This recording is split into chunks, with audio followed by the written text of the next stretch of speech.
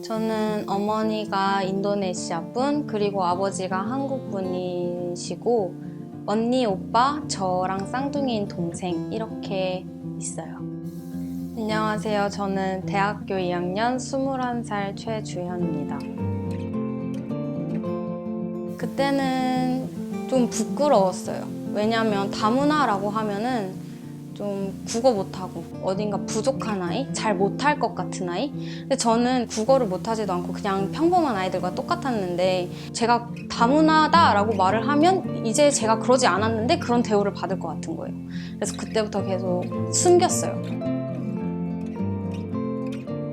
학교 선생님이 저는 어머니가 인도네시아 분이셨고 친구는 어머니가 중국 분이셨는데 저한테는 인도네시아라고 부르고 친구한테는 중국 이렇게 부르셨어요. 어머니가 너가 참아 라고 말씀하시지 않고 바로 학교 교장 선생님께 찾아가서 어떻게 애들한테 이런 말을 할 수가 있냐, 아이들이 받을 상처는 생각 안 하냐 말씀을 하셨어요.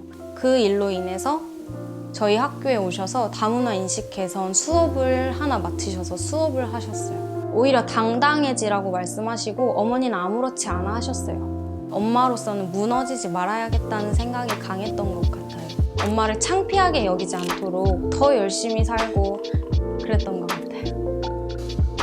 그치, 찡하네요. 학창시절 친한 친구들은 생겼지만 저희가 그 친구들한테 가족 얘기를 정말 다 터놓고 얘기는 하진 못하거든요. 왜냐면 그 친구들이 경험하지 못한 부분이니까 그 친구들은 공감을 하지 못할 수도 있잖아요. 근데 이제 이 친구들을 만나면 공감대가 같고 갖고 있는 걱정이 또 같으니까 그런 거에서 이제 끈끈하고 계속해서 끊어지지 않는 우정이 된 것 같아요. 이게 해외 연수 갔을 때 두 번째? 두 번째 해외 연수 갔을 때죠. 그 부직포 하나하나 자르고 붙이고 해가지고 만든 옷으로 LG에서는 틀린 게 아니라 다른 거라고 말을 하고 그 다름이 우리한테 특별함이라는 걸 알려줬잖아. 원래는 막 숨기기에 급급하고 말 안 하고 싶어하고 그랬는데 나중에는 친구들이 안녕하세요가 뭐야? 그러면 아빠 까봐.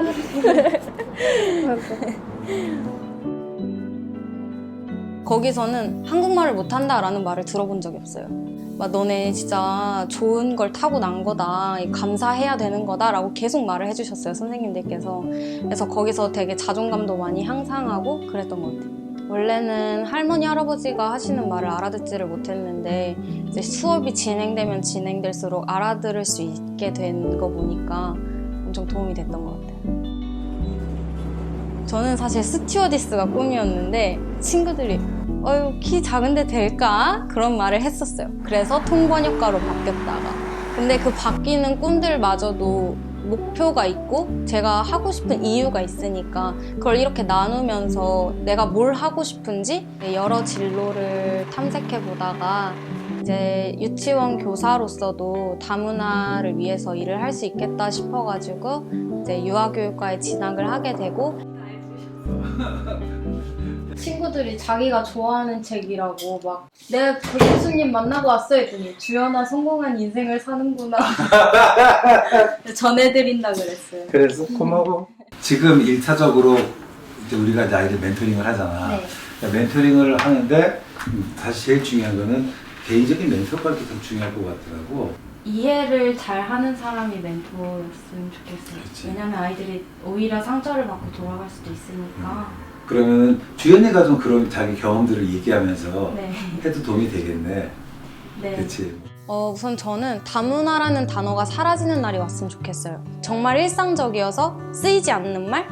그런 시대가 왔으면 좋겠는 게 가장 큰 바람이고 저처럼 다문화인 걸 숨기고 사는 친구들이 있다면 그게 약점이 아니라는 걸 말해주고 싶어요.